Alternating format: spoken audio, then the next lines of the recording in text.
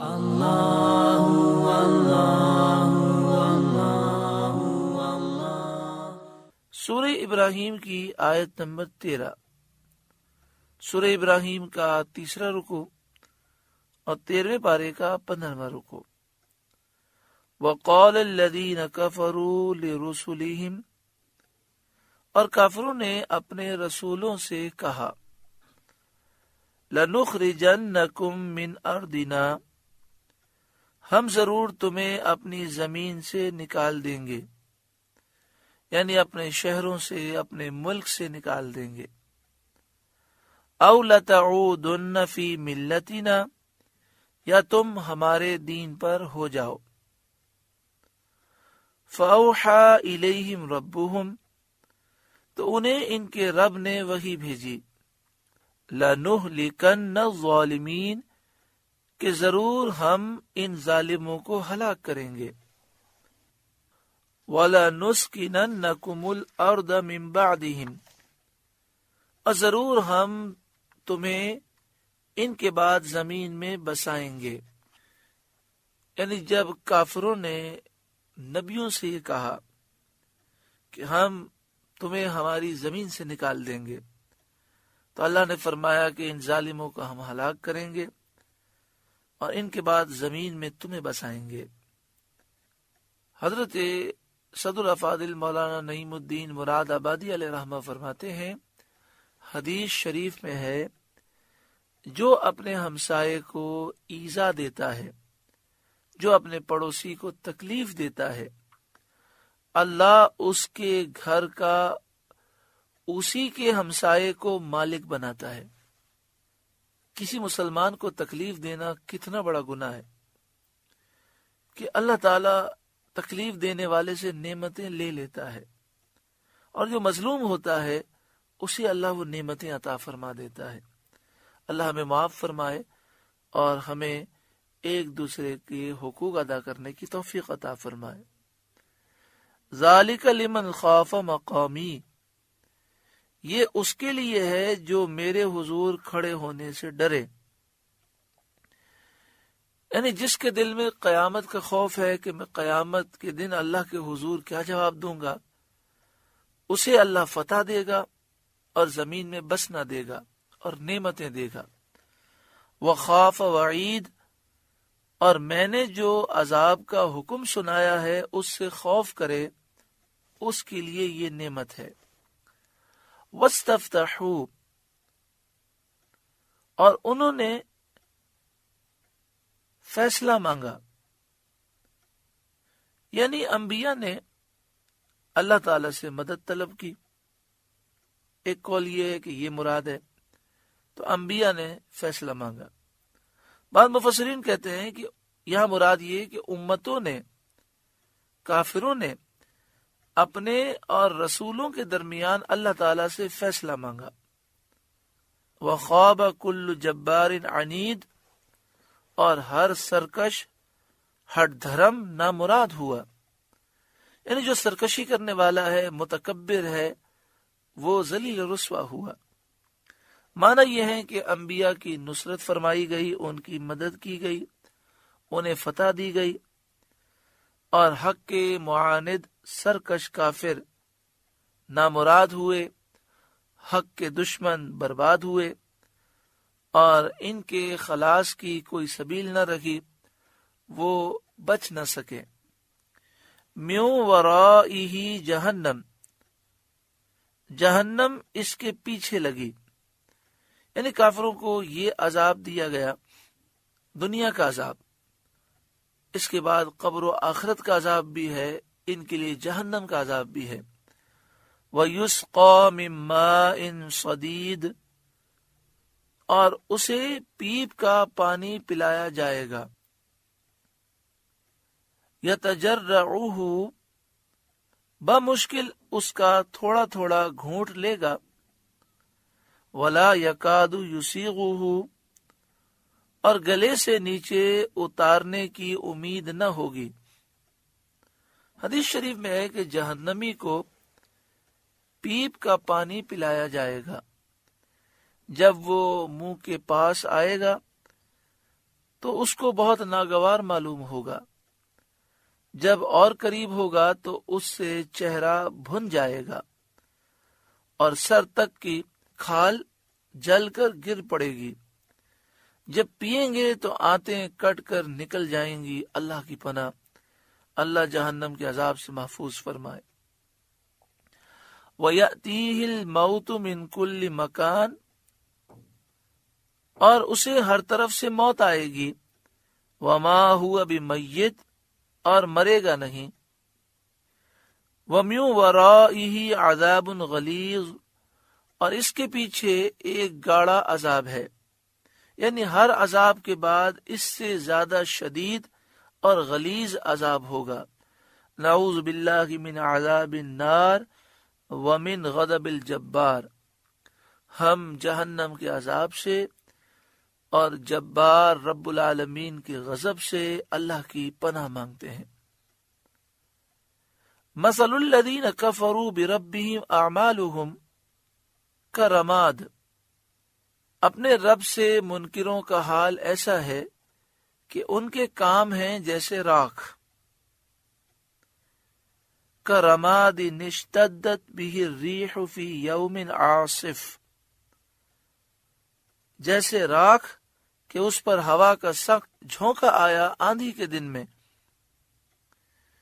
یعنی وہ کافر جو اپنے اعمال کو نیک سمجھتے ہیں، اچھا سمجھتے ہیں، جیسے غریبوں محتاجوں کی مدد کرنا، مسافروں کی مدد کرنا، بیماروں کا علاج کرنا، لیکن چونکہ ایمان نہیں ہے اس لیے سب اعمال بیکار ہیں۔ ان کی مثال بیان کی گئی، ان کے اعمال ایسے ہیں جیسے راکھ، اس پر سخت آندھی کے دن سخت ہوا کا جھونکا آیا تو وہ راکھ سب اڑ گئی اور اس کے اجزاء منتشر ہو گئے، اس میں کچھ باقی نہ رہا۔ یہی حال کافر اور ان تمام لوگوں کے اعمال کا ہے جو اپنے آپ کو مسلمان سمجھتے ہیں لیکن ان کا عقیدہ کفریہ ہے، جو رسول اللہ کے بے ادب ہیں، صلی اللہ علیہ وآلہ وسلم، انبیاء کے، صحابہ کے، اہل بیت، اولیاء کے بے ادب ہیں۔ ایسے لوگ جو اپنے آپ کو مسلمان سمجھتے ہیں لیکن عقیدہ کفریہ ہے، تو ان کے سارے اعمال اسی طرح ہیں کہ ان کے کفر و شرک کی وجہ سے، کہ جو مشرکین ہیں، یہود و نصارہ ہیں، ہندو ہیں، انہوں نے شرک کیا، جو دہری ہیں انہوں نے کفر کیا، تو اس کی وجہ سے سب اعمال برباد ہو گئے اور باطل ہو گئے۔ لہذا ہمیں کافروں کے ویلفیئر کے کاموں سے متاثر ہرگز نہیں ہونا چاہیے۔ لا یقدرون مما کسبوا علی شیء، ساری کمائی میں سے کچھ ہاتھ نہ لگا، کوئی بھی عمل انہیں فائدہ نہ دے گا۔ ذالک هو الضلال البعید، یہی ہے دور کی گمراہی۔ هو الضلال البعید، یعنی انسان اتنی کوشش بھی کرے اور کچھ بھی نہ ملے، واقعی یہ بہت دور کی گمراہی ہے۔ الم تر ان اللہ خلق السماوات والارض بالحق، کیا تو نے نہ دیکھا کہ اللہ نے آسمان و زمین حق کے ساتھ بنائے؟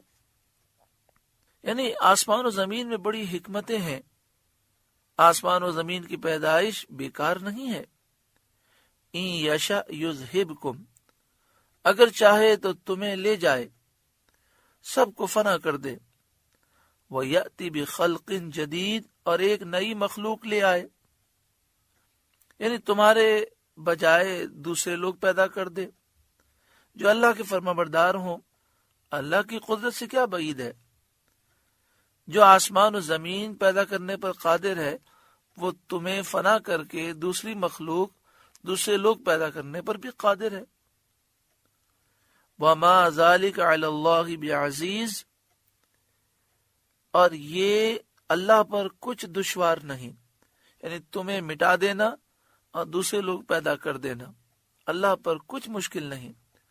وَبَرَزُوا لِلَّهِ جَمِيعًا، اور سب اللہ کے حضور اعلانیہ حاضر ہوں گے، یعنی قیامت کے دن۔ فَقَالَ الضُّعَفَاءُ لِلَّذِينَ اسْتَكْبَرُوا، تو جو کمزور تھے وہ بڑائی والوں سے کہیں گے،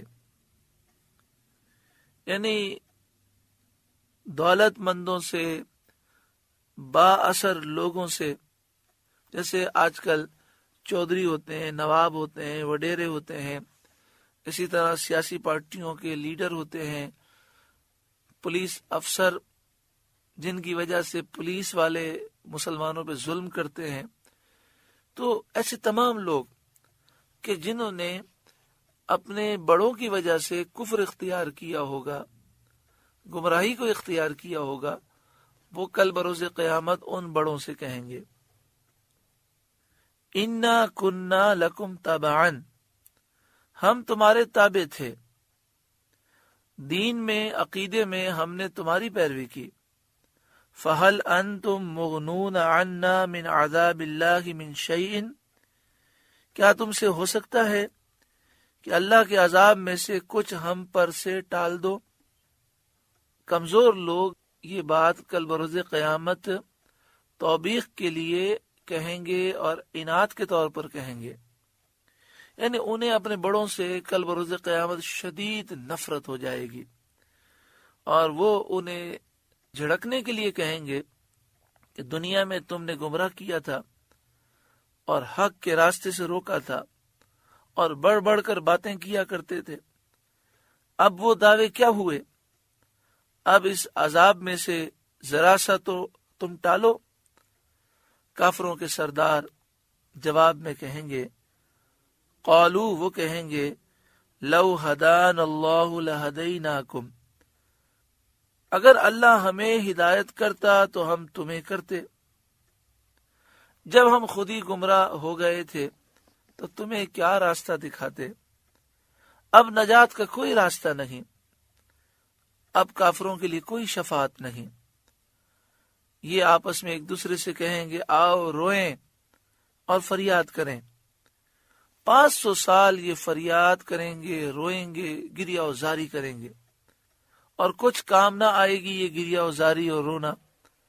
تو کہیں گے کہ اب صبر کر کے دیکھو، شاید اس سے کچھ کام نکلے. 500 برس وہ صبر کریں گے، وہ بھی کام نہ آئے گا. تو وہ کہیں گے، سواء علینا اجزعنا ام صبرنا، ہم پر ایک سا ہے، چاہے بے قراری کریں یا صبر سے رہیں.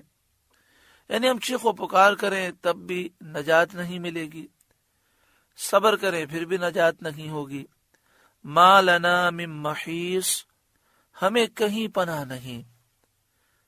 اللہ تبارک و تعالی ذلت و رسوائی سے، بربادی سے بچائے، عافیت والی، ایمان والی، خیر والی زندگی عطا فرمائے، اور جب ہم اس دنیا سے جائیں تو خیر، عافیت اور ایمان کے ساتھ اللہ تعالیٰ اس حال میں خاتمہ نصیب فرمائے کہ جب ہم اس دنیا سے جائیں تو اللہ راضی ہو، اس کے محبوب راضی ہوں. آمین بجاہ سید المرسلین صلی اللہ علیہ وآلہ وسلم. سورہ ابراہیم کا تیسرا رکوع مکمل ہوا. اللہ تعالیٰ اس رکوع کے نور سے ہمارے قلوب کو روشن منور فرمائے.